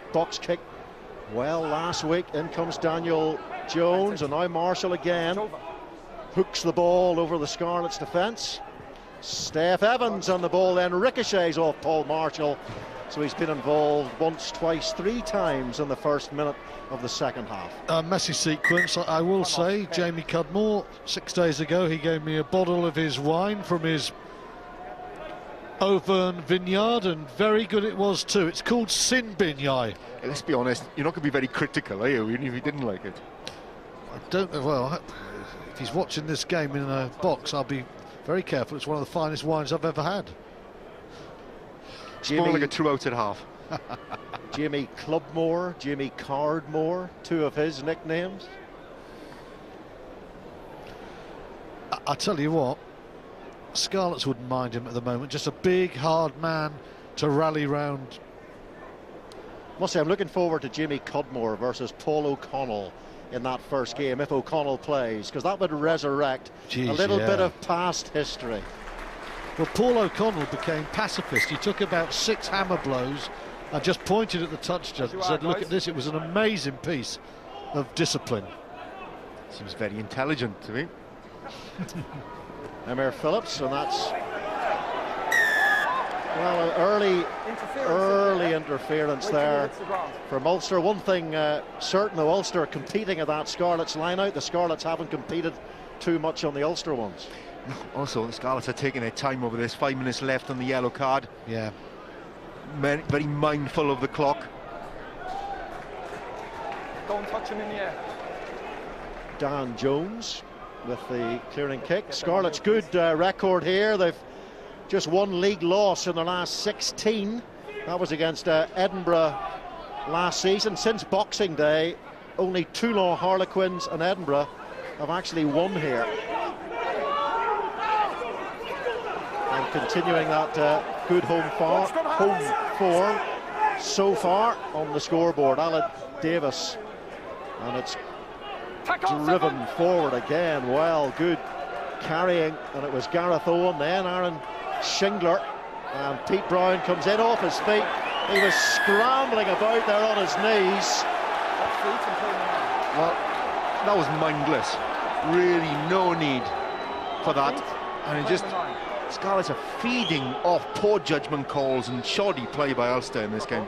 Well, there's that penalty there, and go back to the line-out where Shingler was taken out in the ball early. 2 pointless penalties conceded there, and the Scarlets haven't come out that well in this half, and they're going to find themselves, in all probability, 12-0 up. I mean, Ulster, with the ball in hand, are making errors, and without the ball, they're making some shockers. Well, this second half, Ulster about as disciplined as the Cray twins. Good movie, that Legend. Have you seen it? It is a cracker. No, I think I will go and see it. I'm trying to be topical. 3 from 3 for Dan Jones. So huge improvement on his performance last week. So maybe building in confidence. And certainly his kicking stats and performance so far in this game should give him confidence. And oh, it is the first miss of the game. The crowd were cheering just a little bit too early. There he is, the great vintner, Jamie Cudmore. I'll be having a glass tonight, Jamie. He spilled a bit of red on the pitch, hasn't he? Checkers, mate, checkers. He spilled almost as much red as you. I'd say he's a good player now. He's disciplined himself a lot. Really fine rugby player. Oh dear. More errors, more sins from Ulster. At the moment, yeah, Ulster, it's almost as if Ulster are saying we'll do all we can to help you here, Scarlets. Well, you're giving them, the Scarlets, the big helping hand possible. You're one man up. You have a pretty dominant set piece. Okay, step off the line then. They really are making life a lot easier than they should for the Scarlets, and Scarlets will take advantage. If they keep making these errors, they have the type of players who will exploit it. Step off, as I just said. Emir Phillips, no Ken Owens to call on for the Scarlets. He's with Wales, taken by Shingler, fine athlete Shingler, as he showed last week with that try, arching his arm over the line like Stuart Broad. And he is a former Glamorgan bowler as well as Shingler, and Scarlett's doing some really good work in there. Hadley Parks at the end of it that time. Now Barkley inside for Shingler. Alan Davis, and here is James Davis. So the back row all working together there in different departments of the field. And now Phil John, not for the first time in the game, the old wily veteran, carries really well. And here is Gareth Owen, and it's Hadley Parks who finishes off for the Scarlets. It was beautifully worked from start to finish. They used the back row to suck in the Ulster defence, and then the penetration wide to finish it all. Lovely passing in the midfield yard. Lured Ulster up. Ulster felt it was everything or bust, and the timing of this passing is so good. Davis crosses the gain line. Talked earlier about Regan King's capacity to pass on the line, and you can see again from the Scarlets here, the timing of this passing is absolutely superb. Is he in your way? Yeah, That's a lovely pass under pressure. Gareth Owen as well, plenty of width. They go wide early, they reloaded really quickly and stressed out this Ulster defensive line who couldn't get out quick enough and canted into the corner.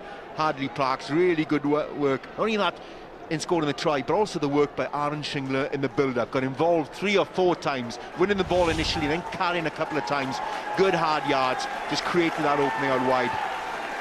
Nice pass from Dan Jones as well. Gareth Owen has been hurt, a player who's suffered a lot from pretty serious injuries in recent times. But here's fly half, lovely pass, and the price you pay for a perfectly timed pass, Gareth Owen, take and give, and he takes it. Any youngster, it's about keeping your eyes on the ball. So often you see the eye line just flitter momentarily to an oncoming defender. He kept his eyes on the ball, took and gave the pass, well aware of the player outside him. So good talking, good communication, but as a consequence, a little bit winded. Well, the Scarlets, what, 14 points to 0 now. They've got 4 home games in this World Cup window, and their away match is at Zebra, so a great chance to build a foundation here. Yeah, and you think they went to the champions last week and got a winning start. The Ulster, one of the powerhouse teams of last season, they win this match, you know, they'll be looking come the end of the World Cup to be right up there, top 2, you would think. Ideal, and with so many fine players out. When you look at the fixture list and you're opening 2 games, are the champions away from home, and then Ulster, one of the teams you would fancy to be competing for silverware at the end of the season, you would think, right, get any points out of this, but to get 2 wins puts him in a really strong position. 2 of those home games are against Leinster and Munster, so they will put up obdurate opposition, I'm sure.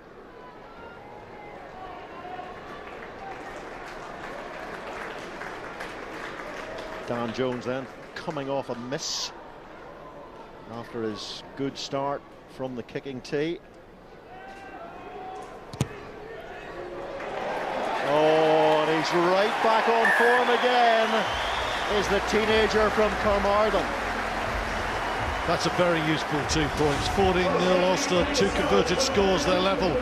There you see Gareth Owen taking the hit for the pains, and that conversion, 16-0, it is quite a way back for Ulster. There's plenty of time on the clock, but... Well, Pete Edwards has returned, so even better news for the Scarlets. Converted try, and now back to their full complement. 7-0 win with a man down. Competed. Nick Williams hits the try scorer. Hadley Parks, try this week, try last week in Glasgow, and there's a lot of baying from the Park of Scarlets faithful. Hadley Parks doesn't make a meal of it, gets back on his feet. For me, in real time, he was committed to it, Okay, he's come off red for the line out, and just a good solid tackle. Perfect. So knock forward in the touch. Neil Hennessy, very quick there. Off his chest, no knock on. The ball's in his chest, so it's not a knock-on. Therefore, Williams actually is entitled to make the tackle as if he's in control of the ball.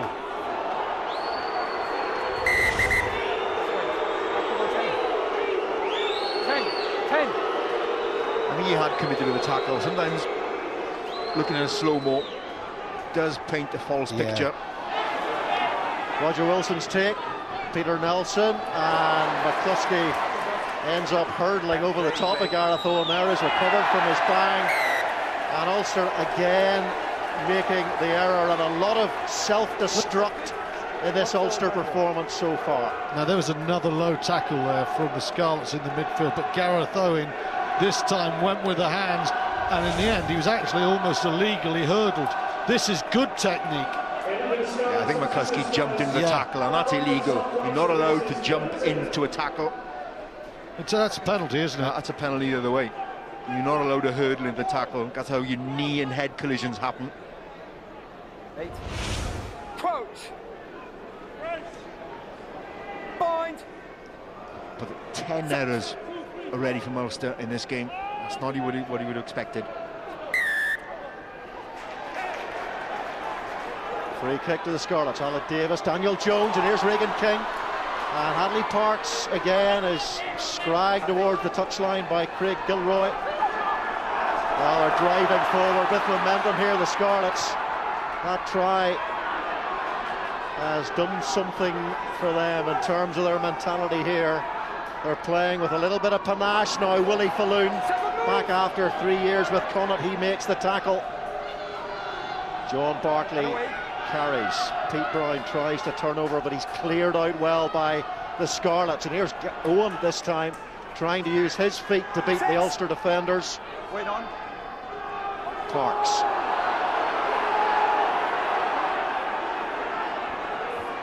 Ulster not committing to the breakdown there, so there are plenty of numbers in defence here. Ulster lined out, filling the pitch. Sloppy from Shingler there.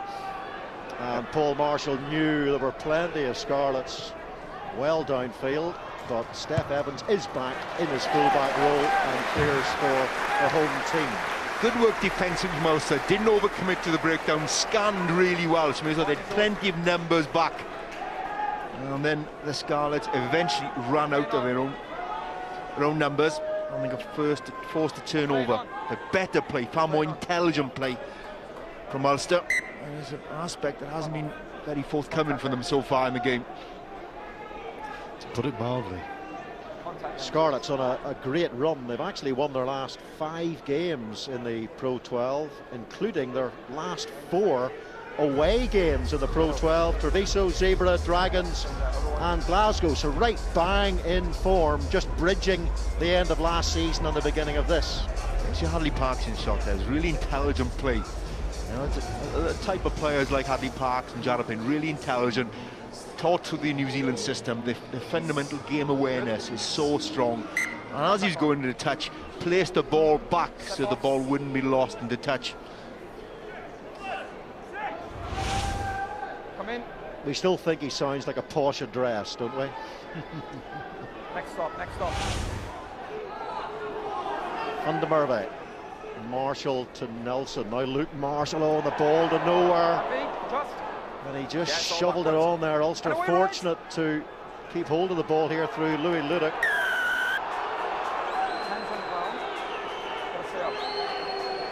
I think with their line-out now, Ulster shouldn't even think about anything other than banging this ball into the corner. Hands on the floor first, Evan. Yeah, could have done on that kick, then a little bit further, a little closer to the Scarlets try line. Left footer Nelson, he didn't hit that ball with real conviction. Because his left foot, the angle is against him. Just get them on you. Get them on you. Well, George Earl is about to come on for the Scarlets before this line-out. There he is, the big South African. Durban-born, played for 5 separate clubs and regions in South Africa, so a lot of experience there. Van der Merwe again, another South African taking the ball for Ulster. And they're trying to formulate some form of a drive here and to put this Scarlets defence under pressure, which has been singularly lacking throughout this game. Not creating try-scoring opportunities. In fact, not troubling the scorers at all so far.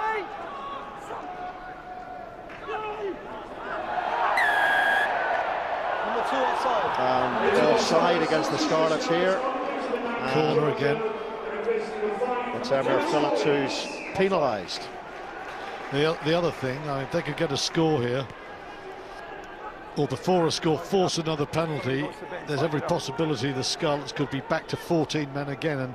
And Ulster need, I think, more than 3 points here. They need a try and they need a man advantage to really force their way back into this one. It's always a thin line, maintaining that sort of defensive fervour you need, but also maintaining discipline. It's a really thin line. Van der Merwe takes. Fine. And away. Roll out right. Scarlets not for the first time doing a good job defensively with that maul, sacking it, bringing it down. Ulster resetting, sending a little pod forward. Wait on. And here goes Pete Brown.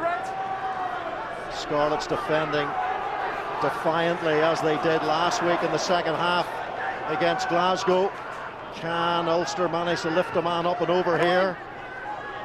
Not yet, not quite.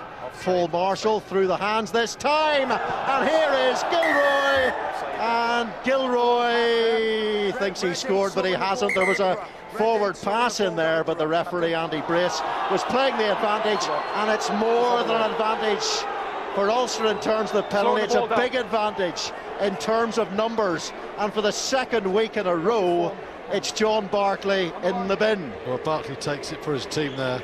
Last week, 5 penalties, a collective count too high. This time it's the Scarlets, penalty after penalty after penalty in no time at all. Referee absolutely right to call that, no matter what Wayne Pivac and Stephen Jones may think about it. Now, as soon as those penalty counts start accumulating, eventually, with inevitability, there's going to be a yellow card. And so close to the try line, Ian.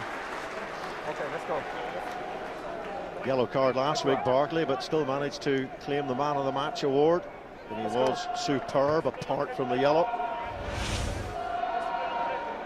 Stable start, boys. Barclay, right hand side of your screen, knows what he's doing. He comes in from the side, he's on his feet, but he's easy to spot there, and it's good refereeing. 4th yellow card of the season for the Scarlets already. Decent drive from the Scarlets. Here's Paul Marshall, and now Rory Scholes. Can he get away from the tackle? He can get away from the tackle. Rory Scholes there showing incredible perseverance and strength. He is one strong man. Yeah, I've got you on. We'll have a look at it. Very strong in the hips. Yes or no, please. Ace finisher, does he get it down or not? Yeah, and not you, Robbo. Well, he's allowed to touch the corner flag. Right? He's allowed to touch the corner flag. Does he touch the floor, the touch line with his shoulder? That's the key.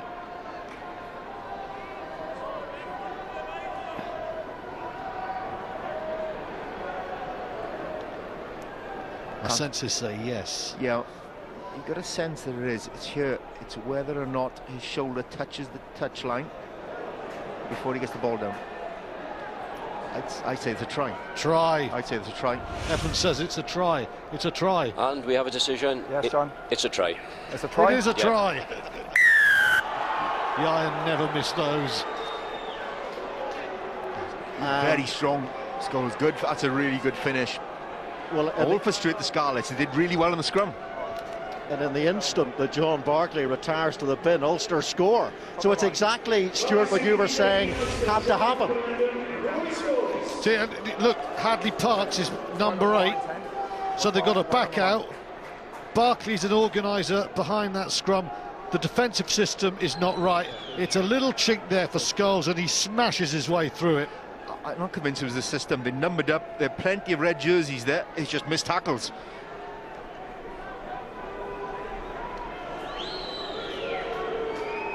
Well, certainly Alan Davis misses the key one there, doesn't he? That's the one that sets up Scholes for his chance, and doesn't he take it well?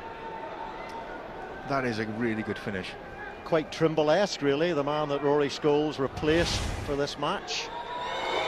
Well, McCluskey did manage one from the touchline last week at the Kingspan Stadium, but unfortunately for Ulster, it looks like they may not be able to rely on their goal kicker in this game, and it's not a natural part of his game. No, it looks like if Ulster win this game, they are going to have to score probably 4 tries. They've got one of them. They've made the start. Amazing second half performance by Connacht last night at Glasgow, trailing by 30 points to 6, and they scored 4 tries and almost snatched the win. Ulster's comeback wouldn't quite be on that level, but they have begun the long slog with that try. Robbie Dyack back in the squad after illness. He was on antibiotics before the Ospreys game, but has now recovered, the Irish international. Up goes Clive Ross, and here's the captain now, Rob Herring. Marshall to Nelson, taken back into the 22, and he launches the ball to his opposite number, Dan Jones. Now Steph Evans, Gilroy. He looks up. Back there is Hadley Parks. He had a look to see if he was inside his 22 or not. He wasn't. Two. Oh, Peter Nelson doesn't quite commit there, but Marshall luckily was sweeping. Here is Nelson. And now Luke Marshall, good position on that right flank, the Irish international. Up goes Steph Evans with Stuart McCluskey. There's a knock-on though there off the fingertips of a man wearing a white jersey. It's a very intelligent kick though. Look, here was the outside leg to bring the ball back in, keep it in play and make it a competitive kick as well. So you kick to compete. He saw the covering coming across. He wasn't going to take on two defenders. Put the ball high and use the height of McCluskey to try and compete for it. Time back on. Tall man, but he's also a big man there, and you always felt if one was going to dominate that collision, it wasn't going to be Stephen Evans there. McCluskey, very strong performance, and still 100% going for this one. Shoulder out, both of you now, guys. Okay. Scrums have been good so far. I mean, over 4.5 minutes left. One more score for Ulster in this period, and we have real game on.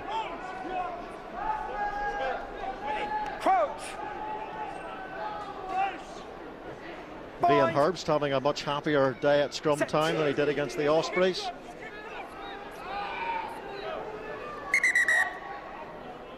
Pressure. Guys, at an angle, okay? Let's just square it up. Let's go. Only one way that scrum's going. Scarlets won't mind a few repeat scrums. That clock is ticking down. It's about survival until they get back to 15 men. I'm just looking at Hadley Parks. I don't think he wants a repeat scrum. He's on his knees thinking, what the hell am I doing here? He's now on the blind side flank. Set.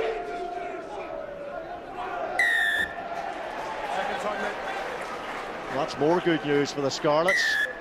As Ulster come in early, the second time in the game they've committed that particular infringement, so this is a clock eater. I think it was all down to the weight put on by Hadley Parks in that scrum, made the big difference. Can't keep a winger out of a game, can you, Robbo? He's had a pretty decent day. Hasn't made too many metres as a pushing flanker, but as a winger he certainly has made his contribution, including a try. Don't walk in.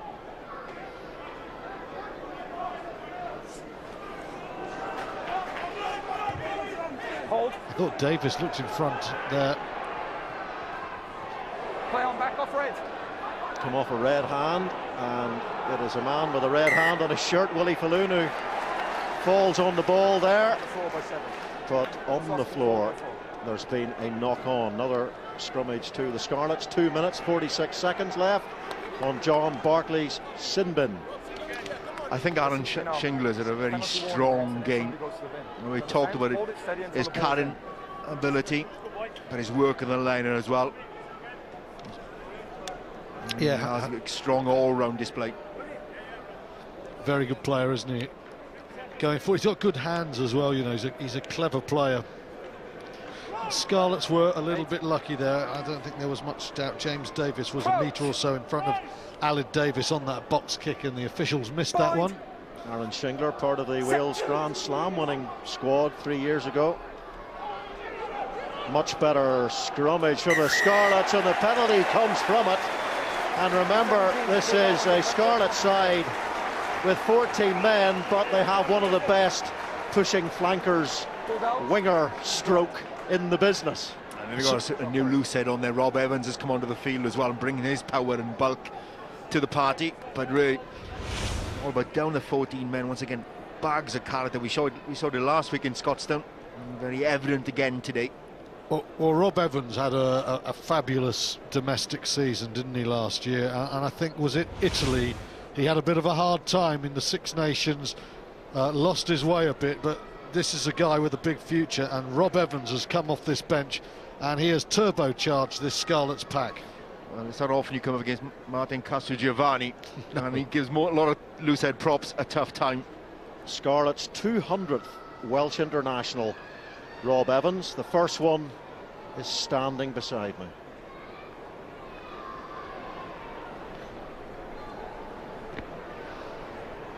So Dan Jones to extend the Scarlets lead, and he does. 19 points to 5, and standing by to talk to us is a bubble-wrapped Welsh Rugby World Cup squad member, Ken Owens. Ken, your thoughts on the way your boys have performed in this one? They've been outstanding, to be fair, in every aspect of the game so far. Defence has been really tight, good line speed, and their attacking patterns has looked sharp as well. So hopefully you can get some more points on the board over the next 10 minutes now and get a good result. It'll be a good start to the season. And looking on, precisely what must your boys do to nail this one, to claim the win? I think it's just play in the right areas, play the territory, and just take the points while they're on offer, like we've been doing with Dan chipping another penalty over there. But I think it's just the territorial battle is going to be key in the next 5 to 10 minutes. A number of the Scarlets Welsh internationals here watching the game today. They're the ones sitting on the marshmallow cushions, so terrified as Warren Gatland of picking up another injury. Yeah, it's nice to have a couple of days off and just get down here and watch the boys play, and just looking forward to the tournament now and kicking off next week. Thanks, Ken. Cheers, thank you. Don't sit in any splinters. Here's Louis Ludick. It's a long way to the touchline from there. He was right in the middle of the pitch, and it's found Hadley Parks.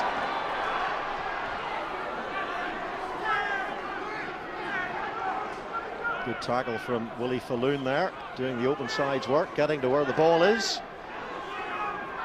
Aled Davis floats the ball. Ooh, not quite, more of a slice than a float. Well, that was one of the very few poor kicks the Scarlets have made for this game, Stu. They're winning the kicking game hands down at the moment. Yeah, I think we haven't talked much about Aled Davis, but I think he's played a shrewd game. He's just kept his forwards going in the right direction. Really good. The other thing that's quite significant, Scarlets have gone 20 out of this 64 minutes with a man down, and the score in that period is 10-5 to the home team. Ulster have got to be upset with that. In contrast, Wayne Pivac must be delighted with the obstinacy of his team.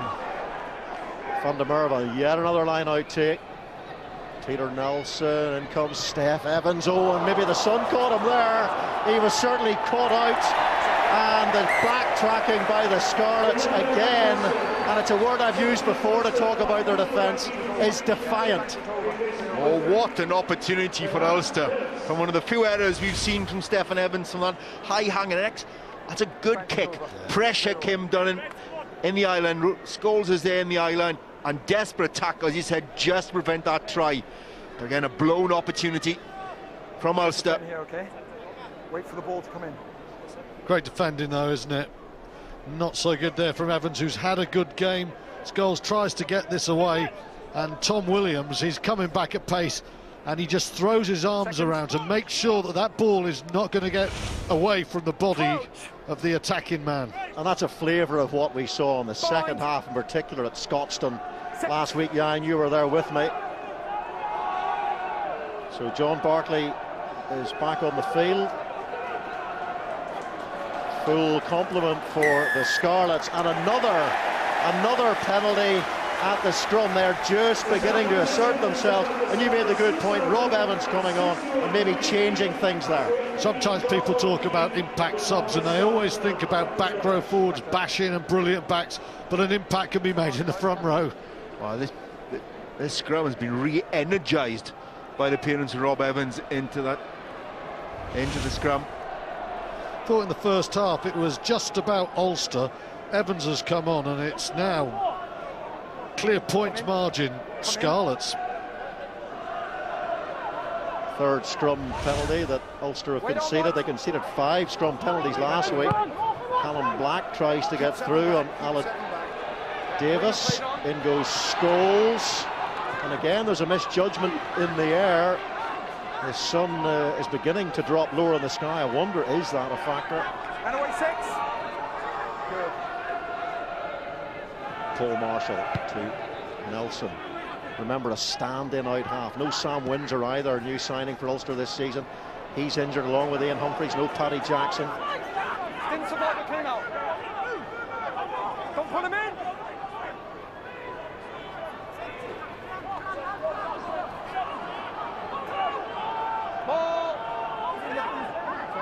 Ulster have turned the ball over here in that maul, showing great strength, and that is going to be a penalty. Could well have been a card, actually. Rob Evans very upright going into that when he carried there, and that's easy meat. So often we've seen the Irish province is always strong in that high tack in that maul area, ripping the ball away, far too upright. Yeah, the men in green will be doing that next week against Canada. They love that. The chuck tackle, the turnover there, and as you say, Ian, Rob Evans is very high there, and Herring, it's a passable Rory Best impersonation there, and it's just given them an opportunity again. But once again, Nelson's left foot going to the left flank of the field, it doesn't give them quite the distance they would have liked. Jim Davis is lucky not to give away, not get a yellow card for that. Yeah, I agree. Indeed. On the ball carrier, that's fine. Again, the Scarlets bring down that maul. They've worked Ulster out in that department. That's the third time, I think, they have managed to bring down the maul at its inception inside their own 22. And the referee is playing advantage again. Here he is. Off goes Paul Marshall. He's so lively in these situations, the Ulster scrum half. In goes Stuart McCluskey. McCluskey throws it straight to Tom Williams. And the Scarlets survive again. Alan Davis, can they? Oh, get out of here. Bit of escapology needed from the Scarlets. Gareth Owen has caught possession, and it's ripped clear by Nelson, but falls to a grateful Scarlet. Fine, through the middle. Cover-up's good. But someone needs to get back in the pocket for the Scarlets to clear their lines. Moment of madness there. We met Alan Davis there. No one to call on, just gets that ball off. Yeah, Alan Davis, he seems shrugging his shoulders, looking around. Someone needed to put the call and put boot to ball. I mean, that was just a great chance to clear the lines, and again, counter-ruck is good. Marshall puts that ball into touch, and it's the danger of this line out. James Davis does very well to just wait for the timing on that tackle, and there's Tom Williams. That's his second try save. Yeah, second time. The first one was a tackle and Rory scores. That time deception. Had to come in off the wing to prevent that pass going wide. Herring to Van der Merwe. Again, the Scarlets trying to get underneath that Ulster maul and bring it down while they can still legally do so. Off goes Nick Williams. Nick Williams, powerful on his own, took 3 defenders to stop him. And Ulster goes surging around the blind side. Again, the Scarlets' defence is solid. Keep your feet. Well, this could be card time again.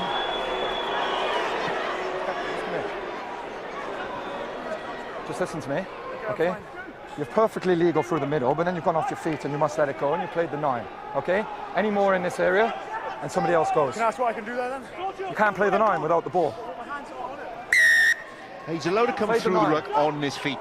Perfectly entitled to do that. It's when you lose balance and go down the ground, that's when the penalty, and that could well have been his second yellow. Yeah. Which is an automatic red. Well, this game last season, Liam Williams was sent off towards the end, which allowed Ulster back into the game. Andrew Trimble scored a late try conversion for Humphreys to get that draw. Here's the drive now from Ulster. This looks much better set from the men in white, and the referee goes underneath the post, so Ulster now beginning to snort and growl and grunt, and with 9 minutes to go, they're right back in the big picture here. Now hang on, surely it has to be a yellow card here. There has to be. 19. Off you go, collapsing. Off you go. Well, once he said one more and you're going to be in trouble, it didn't matter that the try was scored. The penalty was given. The penalty try was the result. The decision is a right one, and we have game on now. And the pain is compounded. It's an easy conversion for the penalty try from McCluskey, who would have struggled to kick from wide. Now, if the Scarlets had thought about that, you're absolutely right. You can't stop them, let them go over there. Those 2 points brings Ulster right back into the game. 19-10, big difference. Converted try, another draw. Back-to-back draws in this fixture, should Ulster manage to achieve it. And that is now 5 yellow cards in 2 games. 6 now, isn't it? No, 3. And 3. Oh, yeah. It's you and your maths teacher. Where's my maths teacher? Your ring maths him, ring him, ring him, ring him. Your maths has taken a pounding today, isn't he? Oh, you boys are full of glee after that, aren't you? You're loving it. Oh, good feet again from Steph Evans. He forced the offload just a little bit, but once more he shows how light and dainty he is in those feet of his. Do you reckon your maths teacher's changed career? I think I should. It's one thing I noticed the last 20-30 minutes or so. This half, a younger team have just been a little bit naive. The point Yai was making there about they don't have the score, 9 points in it. It's fine, and I just see Stephen Evans, Dan Jones just trying to offload 1 or 2 too many difficult ones. Keep it simple. Oh, what a good drive this is from Ulster. And they know they've got an opportunity here now to salvage more than a losing bonus point from this game. Draw would mean 2 points apiece. Up goes Gilroy. Now James Davis in possession. So 8 minutes left on the yellow. It means the Scarlets will finish with 14 men. Gareth Owen clears. Now Louis Ludick takes on Hadley Parks. Good tackle by Parks. Robbie Dyack to Clive Ross. And it's an advantage to the Scarlets. Looked like it might have been forward anyway, but it was knocked on. And this is good news considering the way the Scarlet scrummage has gone in recent times, whether they've had 7 forwards on the pitch or 8. Well, it's a release of pressure, and we found this last week up in Glasgow, where Glasgow looked favourites to win the game with a 4-man advantage in the final few minutes of the game, yet they couldn't quite exploit that, get the most out of that advantage. The question is now, can Ulster make the most of their X-man advantage in the final 5 minutes of the game? It's only 5 minutes he's on the pitch, but it could be a big period here for Rory Pittman as Barkley leaves the field. Pittman, I think he was man of the match you boys gave him last year. He's come on the field here, and he had one hell of a game 1 year ago. He's only got 5 minutes to make a mark, but at the moment Scarlets need it.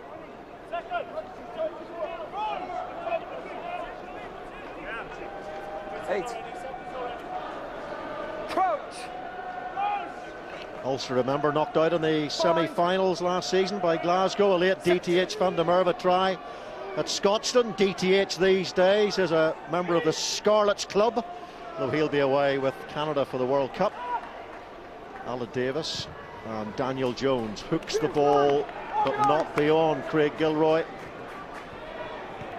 Gilroy chase needs the bounce, gets it. And that typical Gilroy spin there, or half a spin on that occasion. Nelson to McCluskey. Haven't seen as much of his carrying in the second half. Again, he tries to offload to his centre partner, and it's not the first time that centre partnership hasn't quite worked harmoniously. He's dangerous though, McCluskey. He checks and goes again. He's very powerful. I felt maybe he thought this one could have gone to hand. Clever from Craig Gilroy. 3.5, guys. We listened to Joe Barracutt in the first half talking about blown opportunities, and it might not have quite been as relevant or apparent in that first half, but in the second half, a couple of times now, Ulster have managed to get on the outside and should have scored on more than 2 occasions. I thought McCluskey's one-handed pass there was a good one, and I thought there was a real opportunity there. Bind. Limping towards the line a little bit, the home team at the moment, aren't they? Hanging on. As they did last week. 202 tackles in total in the game for the Scarlets in Glasgow. Gareth Owen into that heavy traffic. More. Alan Davis. And pressure here for Tom Williams. Ulster very quickly off the line there through Craig Gilroy. But Ulster conceding the penalty at the breakdown, and with 2.5 minutes to go, it's more good news for the Scarlets. I've got to say, Ian, the Scarlets are playing in the wrong parts of the field here. The half-backs need to get it. The fly half needs to get deeper, give himself more time and option to get that ball downfield and put the defensive press on. We were quick to point out the spirit that McCallaghan shown with him, but he looked at, we talked about for the best part of an hour of this game how good their kicking game's been. Yet, in the key part of the game, as you go to the final couple of minutes where they need to play in the right territories, they stop doing it. But that's mental tiredness, isn't it? Because these are young players who haven't played that much professional rugby, and you know, Ulster are coming hard at them, so it is understandable. They've both been very promising, both Fly Half and Dan Jones and Stephen Evans, but there's a sense of just mental tiredness. Aled Thomas on for Dan Jones. A lot of experience he now brings to that 10 shirt, or 22 shirt to be more accurate. And that's a good move now. I think Dan Jones has gone really well to get someone with a bit more experience now, just to close it out. It might be mental tiredness, but also muscle memory. They're used to being in this sort of situation and holding on during the final few minutes of a game. Kirby Myhill, that line out needed to be a lot more accurate than that, because they're giving the ball back to Ulster. Here goes Nelson.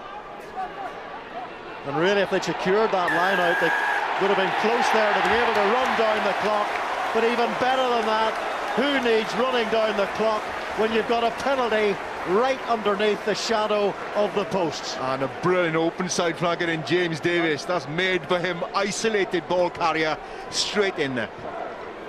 Yeah, brilliant play there from James Davis, but our Pro 12 man of the match is not going to be the open side. It's going to be his mate in the back row on the blind side. Aaron Shingler carrying the ball, defending, line out, very clever performance. The back row, brilliant again. Aaron Shingler is our Guinness Pro 12 man of the match, and this should be the game for the Scarlets. They struggled and they wobbled a bit in the second half, but Ulster at home and Glasgow away, whichever way you look at it, this is a tremendous start for the West Walians. Yeah, they said he's got a huge amount of character. We saw that in evidence last week at Scottstown, and again today. That unity, that resolve. You got to dig deep in moments like this. Both games that held on in the final 10 minutes or so. They've shown a willingness and an appetite to put themselves through hell. And also to deny Ulster a losing bonus point here, just to prove I can do my maths. And Aled Thomas, 22 points to 12 will be the final score.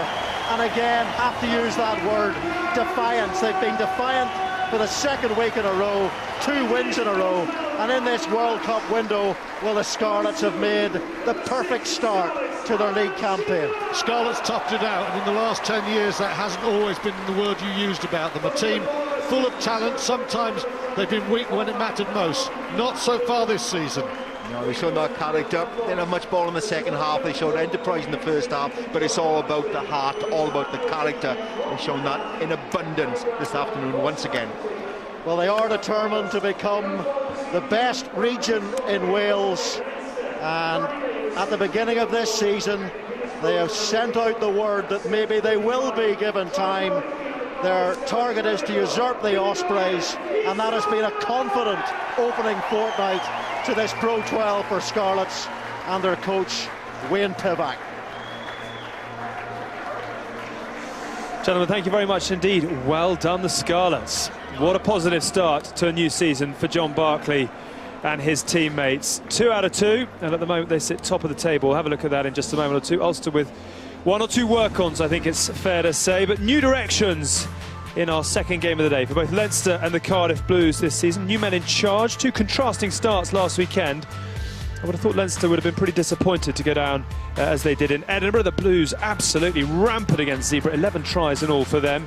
And we have a really interesting early season barometer of where these two are at to come. That's on Sky Sports 4 at 5 o'clock. But let's just take you through the results so far. Wins on Friday night at home for the Dragons, and a tight one for Gregor Townsend's defending champions, their first win of the season. Scarlets have got the job done against Ulster. Nothing out of that one for Neil Doak's men. Edinburgh leading 17 points to 6 out in Italy, and the tries there have come from Phil Burley and Damien Hoyland. That's the 17-6 latest score for you. Leinster Cardiff Blues to come here at the RDS a little bit later on, and tomorrow it's Ospreys against Munster.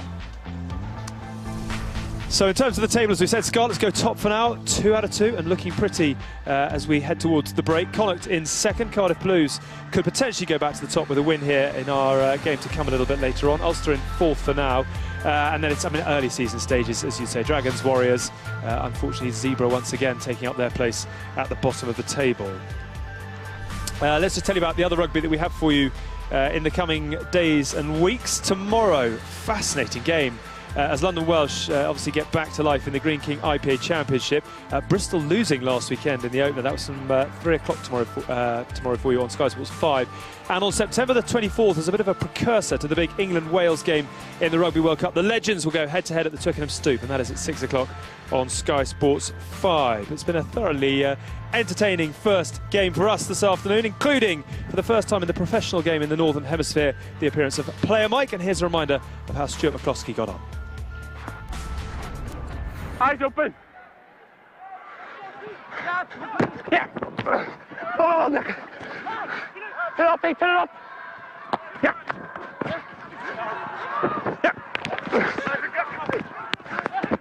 Nick, be ready for this. Be ready for this. Yeah.